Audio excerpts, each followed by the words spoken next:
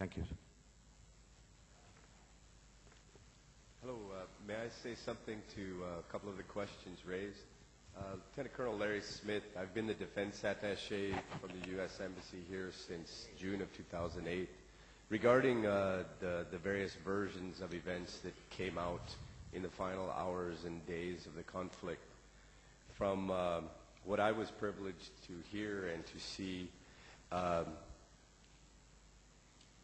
the offers to surrender that I'm aware of seem to come from the mouthpieces of the LTTE, Nadezhda and the KP, people who weren't and never had really demonstrated any control over the leadership or the combat power of the LTTE. So their offers, were a bit suspect anyway, and they tended to vary in content hour by hour, day by day.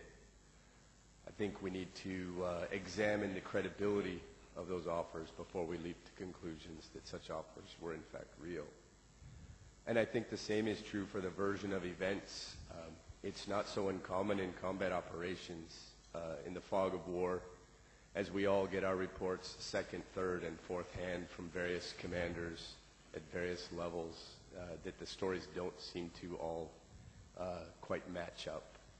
But I can say that the version that was presented here so far in this is what I heard as I was here during that time. And I think I better leave it at that before I get in trouble.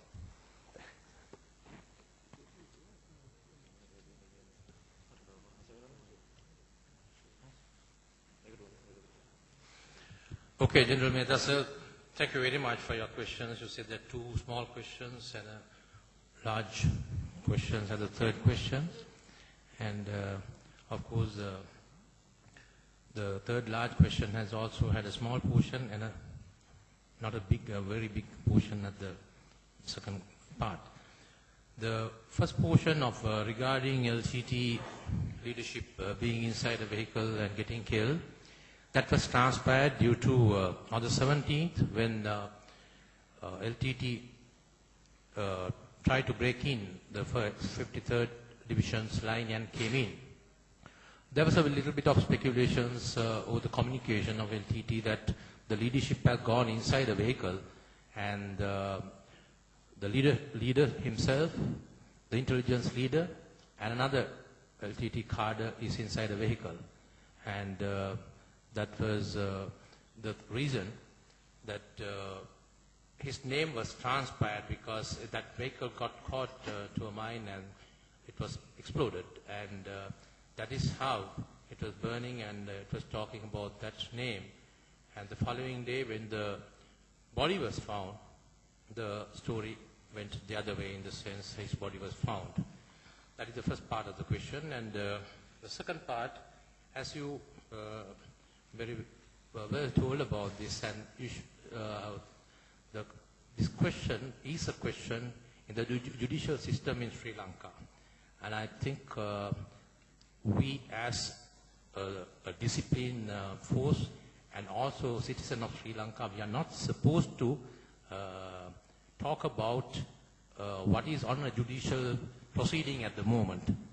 So I hope that you will understand for not giving a proper answer for that, because we are Sri Lankans and we go by the judicial system in Sri Lanka.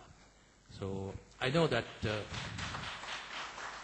and also that we know that it's a question that been raised by a lot of people in the world, and I have no doubt that people would like to know as to how the last days was over.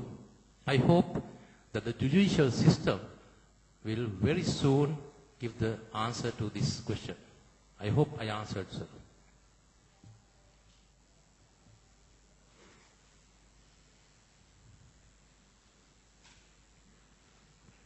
We will take one more question.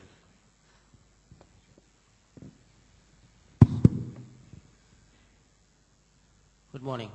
I'm the Brigadier General of National Defense Force from Maldives.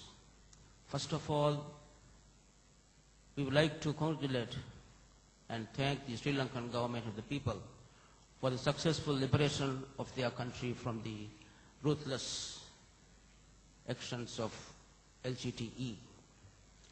Maldives had been a direct victim of the terrorist organization plot in 1988, attacked the country and was aimed to overthrow the legitimate government of the Maldives. This growing of terrorism in this region, and especially in Sri Lanka, had been a growing concern to us for many years. In the final days and hours of the battle, it is very understandable that things could have gone wrong. But in my opinion, and in our opinion, I think the Sri Lankan forces have done your utmost and the best to eradicate unexpected circumstances in a humanitarian crisis.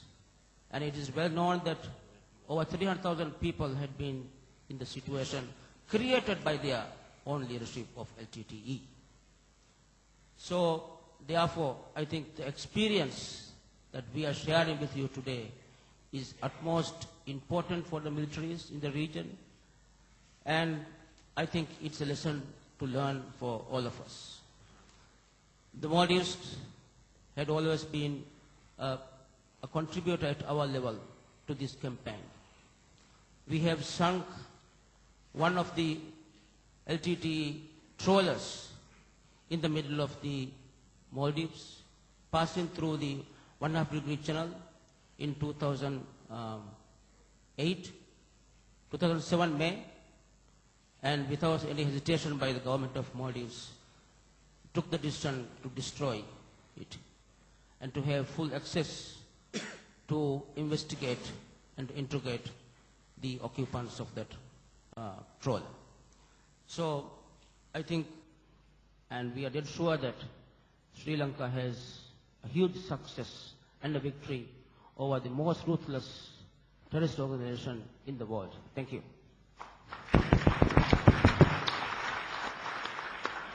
Thank you very much for your comment. Ladies and gentlemen, let me now conclude the proceedings for the morning session. Let's have a break. Hello. The last question. It's a simple one. Being an ordinary citizen and a civilian, we were amazed to see the ditch and the huge ramps that the LTT built to stop your advance. Now, what I want to know is how physically did you overcome this? I mean, in your speeches you said we somehow or other overcame these obstacles. How did you actually do it? Did you carry planks with you? Did you blast the bund? Could you please tell us, because it's an amazing story, as far as we, the ordinary citizens, are concerned.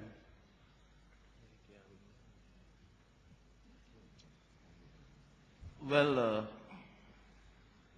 for the benefit of the audience, I have not seen who was raised the question. My name is Duranda Puhami. Can you raise your hand? So,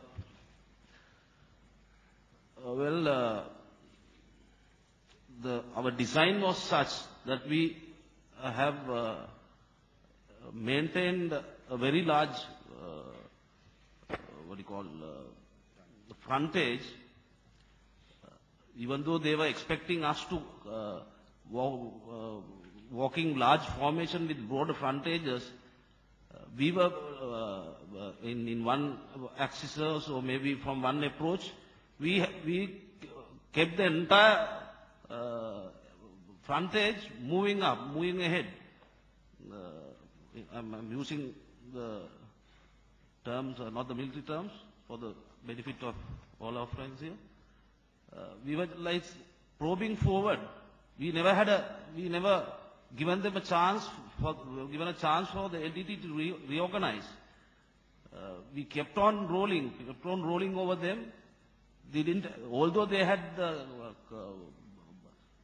trenches, DCBs constructed right across the island from west to the one which was starting from Machikuda to Iranamadu Tang, that's about good 80 kilometers. But they could not hold the defenses physically. All those frontages were mined, trapped, and they identified the areas that we are approaching, and they were trying to stop us from indirect fire.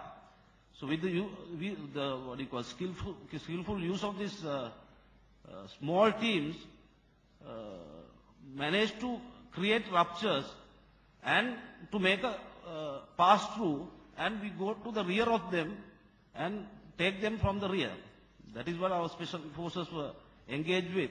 They were like, whilst the infantry was probing forward, inching forward with the tactics that we have developed, the special forces were hitting them from more than hitting, they were like pulling the main force by surveillance. They give the direction, they know where the civilians are.